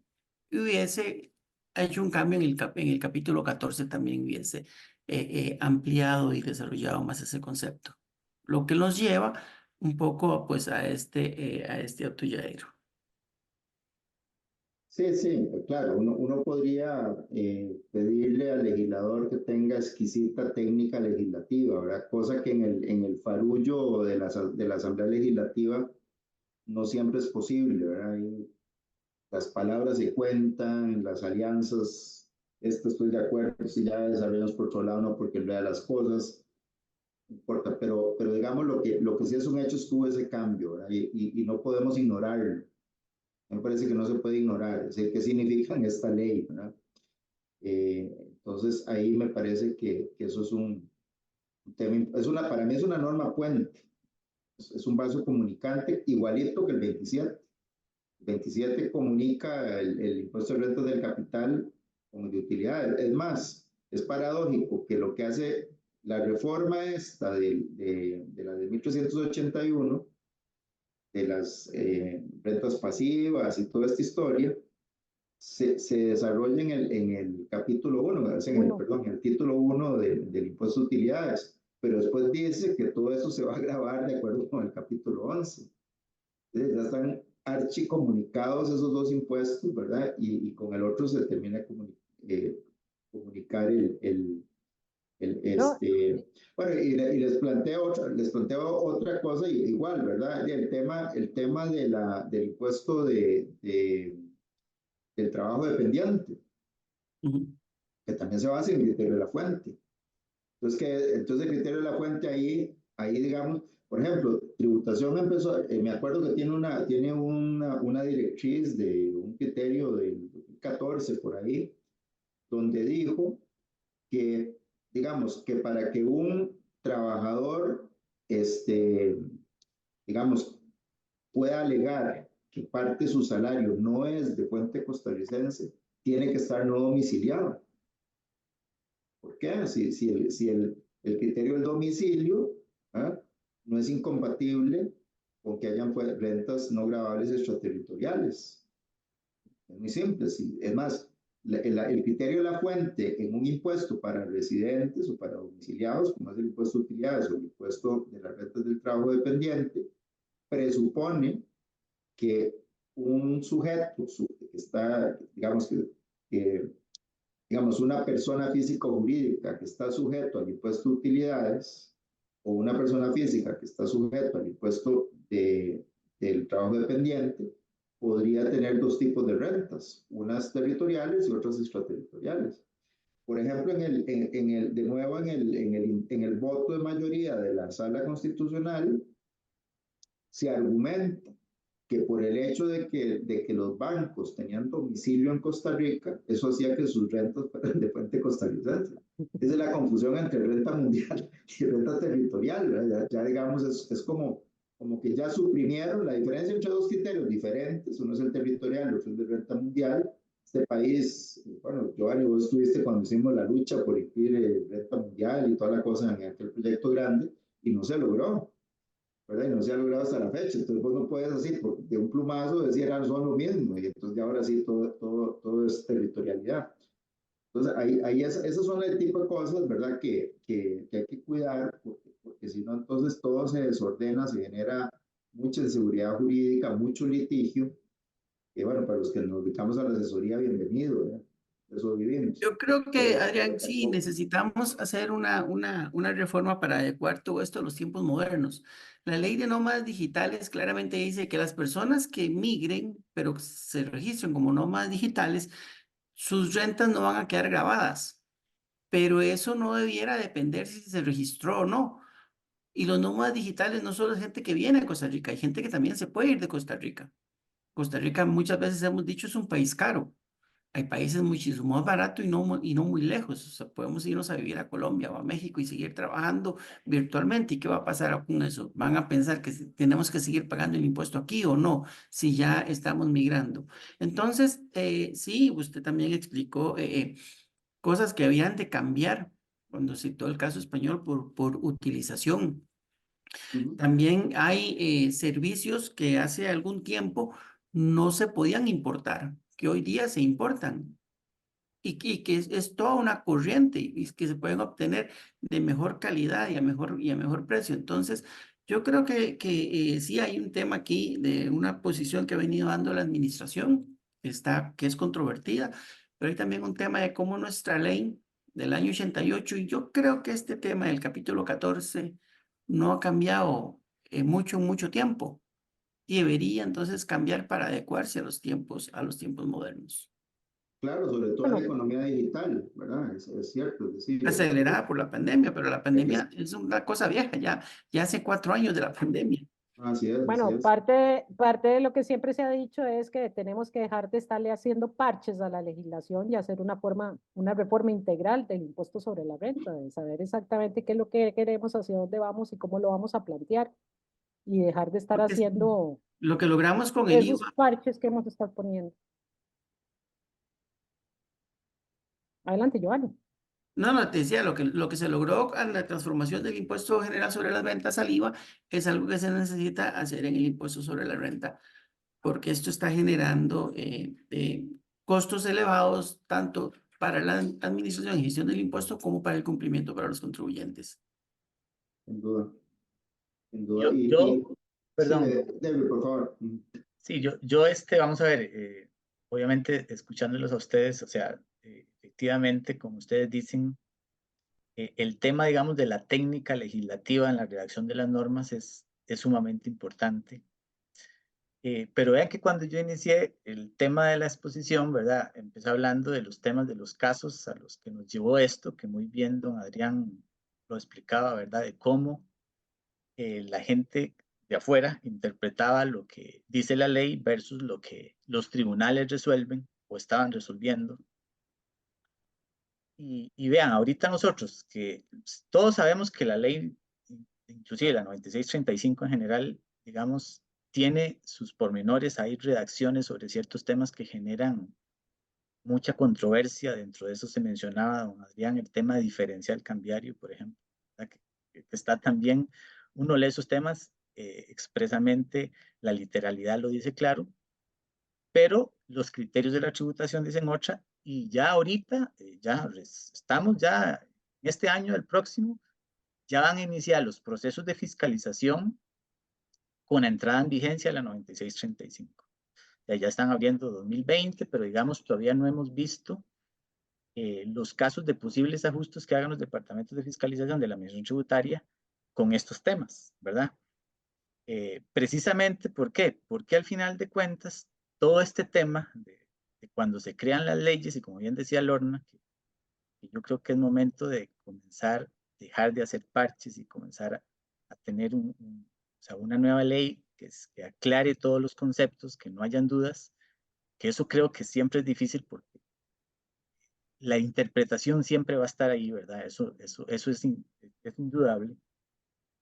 Pero la realidad de los casos es, o sea, la realidad en la vida práctica es que al final el contribuyente, ¿verdad? Va a tener que ir y pelear con la tributación esas interpretaciones.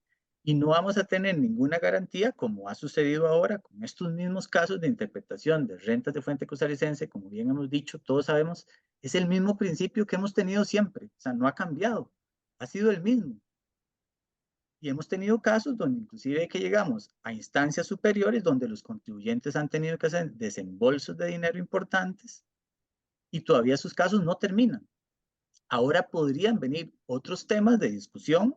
Yo quisiera ver, por ejemplo, tema diferencial cambiario, donde todos tenemos ese tema de que la tributación interpreta todo principio realizado y nosotros creemos que para utilidades no aplica de esa forma. El día de mañana, cuando una administración tributaria llegue a hacer un ajuste a un contribuyente, que es algo que no es sencillo de determinar, yo quisiera ver cómo la tributación va a hacer esas auditorías, por ejemplo. Es algo que está por venir, que yo quisiera ver cómo es que la tributación va a poner en práctica esa interpretación que tiene sobre esos temas. Yo sé que no tiene que ver con remesa específicamente, pero tiene que ver al final con lo mismo. Es con la aplicación práctica de las leyes que tenemos que al final de cuentas terminan repercutiendo en el contribuyente, ¿verdad? Que es el que al final de cuentas pues tiene que ir y pelear. Obviamente a nosotros como asesores, como decía don Adrián, nosotros pues de esto vivimos, ¿verdad? Pero para el empresario sigue siendo inseguridad jurídica, porque todavía aún así se hace una ley para aclarar un concepto y vean que esto nos lleva justamente a este tipo de discusiones, ¿verdad? Porque al final es un tema de que el sector empresarial, los contribuyentes en general, tienen todavía esa incertidumbre, ¿verdad? De que si el comportamiento que va a tener le va a implicar un riesgo fiscal que el día de mañana pues quisiera evitar, y muchas veces depende del apetito de riesgo que pueda tener un contribuyente, podría asumir una posición u otra en función de lo que la tributación interpreta y de lo que la ley expresamente dice, ¿verdad? Eso es un tema, digamos, de nunca acabar, que creo que sí, o sea, nos deja a nosotros de experiencia que en nuestro país tener una ley del año 88, que ya son muchos años, sí deberíamos de ir pensando en tratar de reestructurar esto para evitar estas discusiones y que para el contribuyente sea más fácil poder presentar sus declaraciones y pagar sus impuestos. Ese era el comentario que quería hacer. muy bien, muchas gracias. Sí, dicho sea de pasada, el tema del diferencial cambiario en el artículo 5 versus el diferencial cambiario en el 27, la redacción es diferente. Y en el 5 se habla del realizado y el no realizado, para meter la expresión, el diferencial al cierre del periodo fiscal. ¿Cómo la administración se brinca esa expresión para decir que solo es realizado? De nuevo, por eso es que ustedes están hablando de que hay que reformar la ley para hacer una reforma integral y tal, pero si las palabras que use el legislador, por más precisas que las use, van a seguir siendo ignoradas en la aplicación, y podemos hacer una ley perfecta, impecable, y va a seguir pasando lo mismo. Entonces, yo creo que hay que ponerle cuidado a eso de que las palabras cuentan, las palabras que dice la norma cuentan, y a veces pareciera como que la interpretación es un juego donde ya la base literal es absolutamente irrelevante.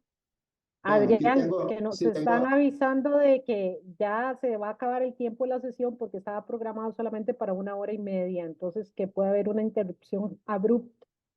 sí, nos sacan de, Sí, qué nos lástima, sacan porque del aire, parece había que un no par nos van aquí a dar un había, chancecito más. sí, había un par de preguntas aquí que queríamos ver. No nos da tiempo, ¿verdad? Yo no sé. Sí, ni Dale, a modo. ver si Bueno, antes regalan de que 5 minutos. antes que nos corten, quisiera extender una invitación a todos los que han participado y que aún no sean miembros del ICEF, que se afilien al ICEF. Pueden encontrar en nuestra página web el formulario de afiliación, así que los invitamos para que entren a formar parte de esta comunidad tributaria del ICEF. Bueno, básicamente aquí había una pregunta donde nos dice sobre un empleado con contrato en Costa Rica, al que le pagan en un banco en Costa Rica, pero trabaja 100% fuera del territorio costarricense, con plazo mayor a 1 año, si se le debe aplicar retenciones al salario. ¿Alguien quiere decir algo sobre eso? A mí me da la impresión de que no sería agravable. Sí, yo pienso lo mismo, digamos, me llama la atención porque no sé, lo que yo pensaría más bien que ese gasto podría no ser deducible en Costa Rica, en la empresa en Costa Rica, si es un salario que se está pagando de la empresa en Costa Rica si trabaja fuera. Entonces, para mí Pero no bueno, llevaría remesas. depende si la empresa exporta al otro país, si Bueno, tiene destacado a esa vea, persona para que haga cosas allá, ¿verdad? Entonces, sí, eso habría que verlo, ¿verdad? O se trata de otra entidad porque habla de un contrato, pero bueno, con la empresa de Costa Rica, pero evidentemente me parece que en ese caso no, porque el servicio se prestaría completamente fuera del país. exactamente. Por ahí también alguien También preguntaba, tal vez ahí la observación, porque se ha pasado mucho con ahora, sobre todo con muchachos que se dedican a prestar servicios digitales, ¿verdad? De comercio digital y demás, que los contratan empresas desde el exterior, pero trabajan desde Costa Rica. Y hay veces tienen la confusión que como trabajan para una empresa extranjera, creen que no deben de tributar en el país, cuando en realidad el servicio está siendo prestado sí, desde Costa Rica. salvo que sea nómada digital, ¿verdad? Eso es donde viene la diferencia. Salvo que sea Ya nómada digital, pero es una generalmente excepción ahí la ley, sí, pero es cierto. suele Ahí suceder es que a el muchos criterio de informáticos, prestación se está prestando. Es que en renta los servicios que se exportan son gravables. Los servicios que se importan en principio no deberían ser gravables. Como en cambio en el IVA es lo contrario, ¿verdad? La importación de servicios está sujeta al IVA y está exenta la exportación de servicios. Hay que tener eso en cuenta porque si no se generan incongruencias. Claro, y la extensión del concepto de fuente lo que provoca es que haya doble fuente, ¿verdad? Si yo digo que porque la empresa que está pagando el servicio está en Costa Rica, está domiciliada en Costa Rica, y el servicio se utiliza en Costa Rica, por el criterio de prestación en el otro país me van a cobrar una remesa o digamos una retención por impuestos no residentes del otro país, y aquí también van a decir que es de fuente costarricense y se paga en los dos lados. Y como no tenemos renta mundial, no tenemos mecanismos para evitar la doble imposición. Entonces, el escenario es todavía más tétrico en ese sentido.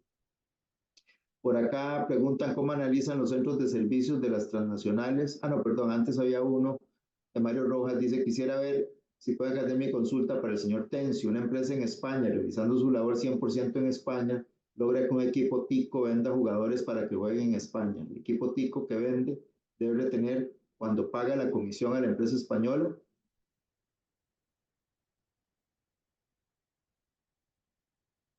estás muteado, Giovanni.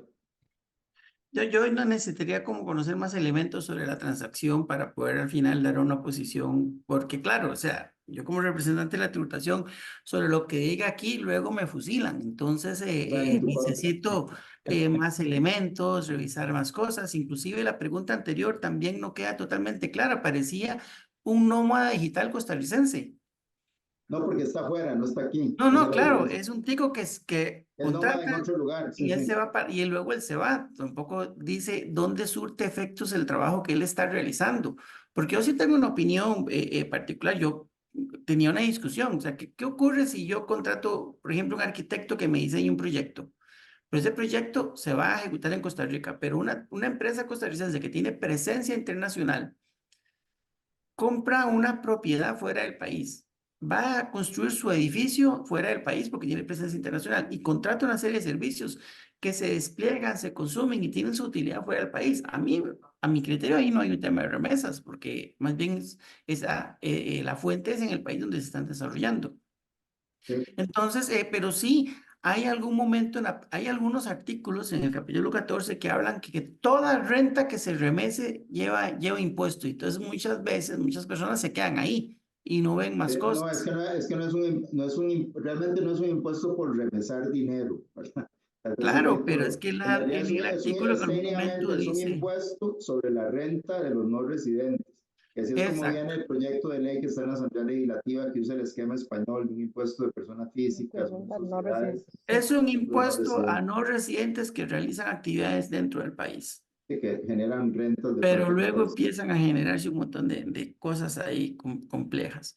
Y sí, reconozco que la administración oficialmente ha venido interpretando y considerando que casi todos los casos que se le someten a su consideración están sujetos a remesas del exterior.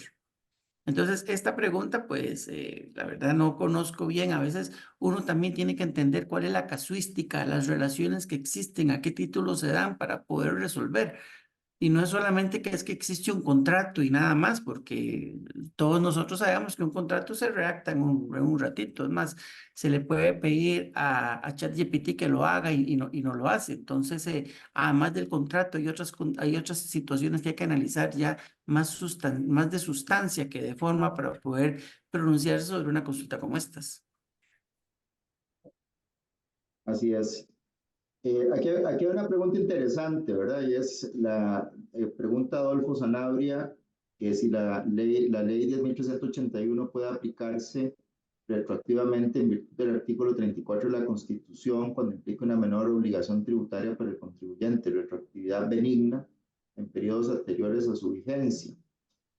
Eh, Vamos a ver, yo lo que diría sobre ese tema es que efectivamente la Sala Constitucional ha admitido las retroactividades benignas, pero tienen que estar establecidas en la ley, ¿verdad? De hecho, en algún momento del proyecto de la 10.881 tenía un transitorio que decía que se iba a aplicar a casos en discusión tal y cual, pero ese transitorio fue suprimido, ¿verdad? En todo caso, tal vez lo que sí cabe cuestionar ahí es, o sea, que si realmente esa reforma fue una reforma innovadora o más bien fue una reforma para aclarar una situación que ya existía, ¿verdad? O sea, toda esa discusión legislativa donde muchos diputados decían es que lo que está diciendo la interpretación de los tribunales es en contra de lo que decía la ley y toda la cosa, pareciera que uno puede alegar, bueno, es que esto fue una norma aclaratoria y ya la norma decía el capital utilizado, no me lo van a cambiar por originado. Bueno, por ahí se puede hacer un argumento, pero no es estrictamente una aplicación retroactiva de algo innovador, ¿verdad? Que se pueda aplicar hacia atrás, porque no hay una norma en la ley que lo diga. Perdón, yo Yo entiendo claramente la formación y la experiencia de Adrián como operador jurídico y abogado. Yo no soy abogado, pero me parece que hay un elemento también aquí importante, que si hay una obligación tributaria material que ya fue devengada, no podría aplicársele una norma de retroactividad benigna porque ya está devengada. Ahí tendría que haber sido condonada específicamente en la ley. Vamos a ver, es interesante, por ejemplo, en la reforma esta de la prescripción en materia de contribuciones de la seguridad social, que ahí se incluyó un transitorio, ¿verdad? Que fue el transitorio 2, que efectivamente permitió aplicar a casos previos, o sea, que se vean, digamos, que la obligación tributaria ya había nacido. El problema era con qué reglas, ¿verdad? Porque eso era un tema que estaba muy en discusión. Y la norma dice, no, la norma de prescripción de 4 años, transitorio 2, va a aplicar a todos los casos anteriores a la ley, ¿verdad? Como norma de prescripción, no como condonación. Eso ha sido, por ejemplo, hay muchos independientes que tenían la ilusión de que la norma lo que iba a decir es que si se aprueba en tal fecha, solo te pueden cobrar 4 años hacia atrás. Pero ese transitorio 2, para evitar ser acusado de que fuera una especie de condonación encubierta, lo que hizo fue crear una norma de prescripción en sentido estricto, pero con efectos retroactivos.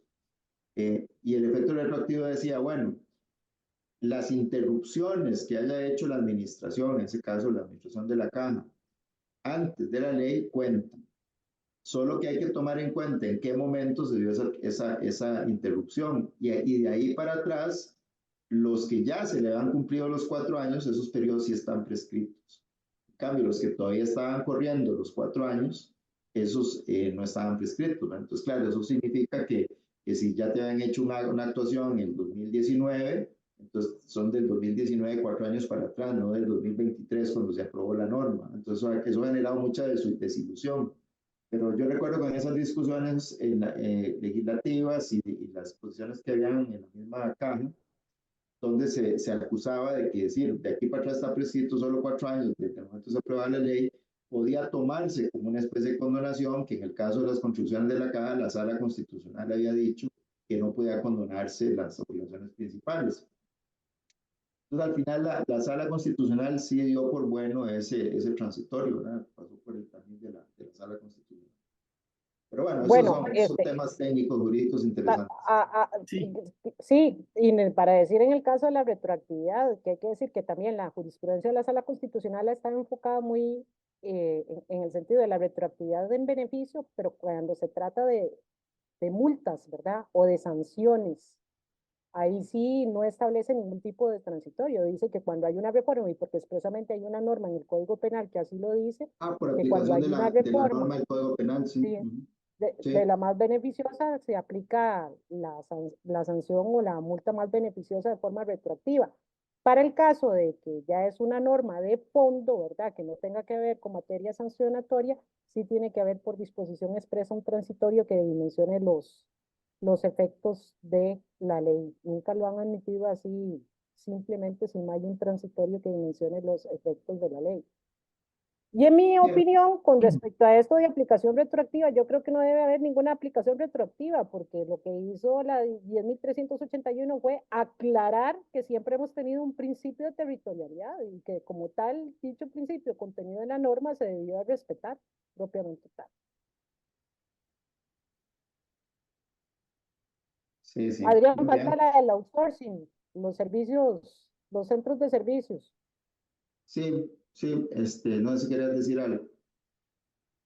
Con respecto a eso, hay que contestarle a don Roy que el criterio de la administración tributaria ha sido que los servicios que se brinden a través de centros de servicios que se ubican en el exterior se consideran renta de fuente costarricense porque el servicio está siendo utilizado en el país.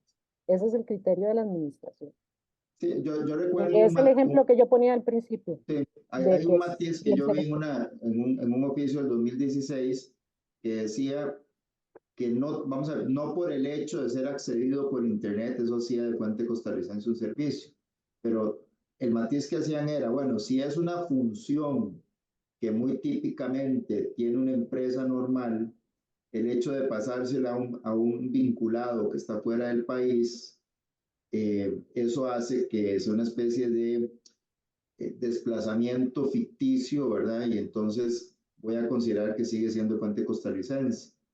Claro, ahí hay un problema también con esa tesis, ¿verdad? Porque en primer lugar, se hace una diferencia entre el hecho que haya vinculación o no, ¿verdad?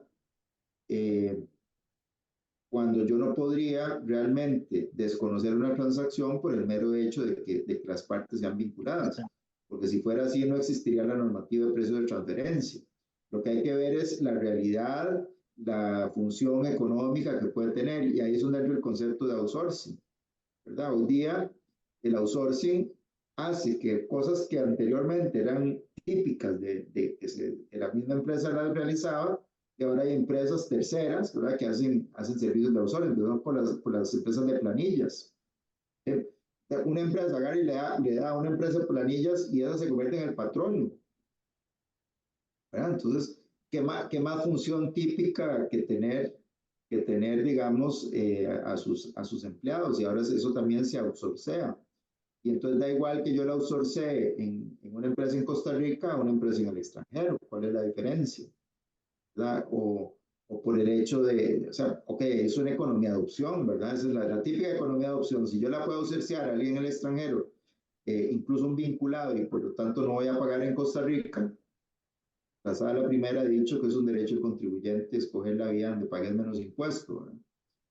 Ya entramos ahí con otro tema duro, fuerte, que ojalá que tal vez propongo, están oyendo lo del comité de tertulias, deberíamos en algún momento del año entrarle al tema de cláusulas antielusivas y todo eso que tiene mucha tela que cortar. Pero bueno, ya ahí se vuelve la cosa un poquito más compleja. Lo que sí es cierto es que muchas veces la administración, en muchas resoluciones, en muchos casos, sigue siendo un tanto contradictoria porque cuestiona transacciones por el mero hecho de la vinculación entre las partes y las desconoce, aplicando el artículo 8 y el 12 y una serie de argumentos ahí que siempre la gran pregunta es, pero es que no me estás diciendo cuál es el uso manifiestamente inapropiado de la transacción que estoy haciendo, o que estoy abusando de la personalidad jurídica y una de las partes de su papel. Eso ni siquiera entra la administración a cuestionar eso, que es lo que realmente debería cuestionar, ¿verdad? Y no el mero hecho de la vinculación. Porque si el mero hecho de la vinculación estuviera prohibido en Costa Rica, las transacciones entre partes vinculadas fueran prohibidas para efectos tributarios, no tendríamos normativa de precios de transferencia, que precisamente parte de que se respeta que son empresas separadas, que contratan entre sí, que los contratos son válidos. Ahora sí, le pone ciertos requisitos, que obedezcan funciones reales, que tengan sustancia y además que tengan un precio de libre competencia, ¿no? Entonces ahí son temas, de nuevo, que es importante debatir porque todo eso genera mucha inseguridad jurídica. Hay casos penales que al final la descripción de la denuncia de cuál fue la maniobra es que fue una transacción entre partes vinculadas. Y ya conozco casos donde han sido sobreseídos. Hay un informe muy interesante en un caso del OIJ, donde expresamente dice, vea, deje ese argumento. O sea, el hecho de que haya vinculación no implica que haya delito, ni que haya una maniobra extraña. ¿Sabes? Y han aceptado ese tema y para eso están las normas de precio de transferencia. Y la administración, sin embargo, sigue un poco es una especie como de esquizofrenia, ¿verdad? Porque por una parte considera maligno, digno de ser desconocido para efectos tributarios, transacciones entre partes relacionadas, pero por otra desarrolla las normas de precios de transferencia, ¿verdad? Y cuando le dice, bueno, ¿por qué no me aplicó la precio de transferencia? Bueno, no, porque este caso no es de precio de transferencia, como si la administración pudiera elegir. Es decir, este lo trato como precio de transferencia y este simplemente desconozco las transacciones como si fueran una sola unidad. Eso se vuelve una arbitrariedad porque las normas son las normas y unas se aplican con presupuestos claros que hay que demostrar, ¿verdad? Bueno, en fin, estaban adelantando algunas reflexiones para una futura tertulia. Sí, porque además no es porque si yo apliqué una retención ya me libro de cualquier riesgo en el tema de precios de transferencia. Son temas que deben analizarse conjuntamente. Sí, claro, por supuesto. Y la No, no, muy bien. deducibilidad por si hay un tema de normas híbridas, ¿verdad? Que no tributen en otro lugar. Por ejemplo, es interesante, las normas híbridas, uno podría decir que la retención en el impuesto de remesas debería resolver el problema y permitir la deducibilidad, ¿verdad? Porque al final de cuentas el no domiciliado que está recibiendo la renta está pagando, en Costa Rica incluso. La ley no es clara en eso, pero el reglamento sí se decantó por decir no tiene que ser una tributación del otro país, aunque tenga remesas acá. Y entonces rechazan el gasto.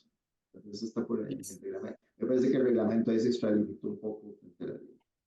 Pero bueno, hay muchos matices y yo creo que ya ahora sí estamos al límite. Sobre tiempo. Bueno, yo no sé cómo no nos han cortado, pero bueno, creo que ya hemos cubierto sobre la temática. Agradecerles a la buena cantidad de participantes en esta tertulia, de nuevo invitarlos a que se puedan unir formalmente al ICEF y que estén atentos también a los anuncios de próximas tertulias y otras actividades que vamos a ir desarrollando en el ICEF. Muchas gracias a los expositores. Con gusto. Por el nivel, por la calidad de las exposiciones, por el buen comportamiento. Aquí nadie se insultó, todo pura vida. Y creo que le echamos a fondo a la cosa. Muchas gracias. Pasen buena noche.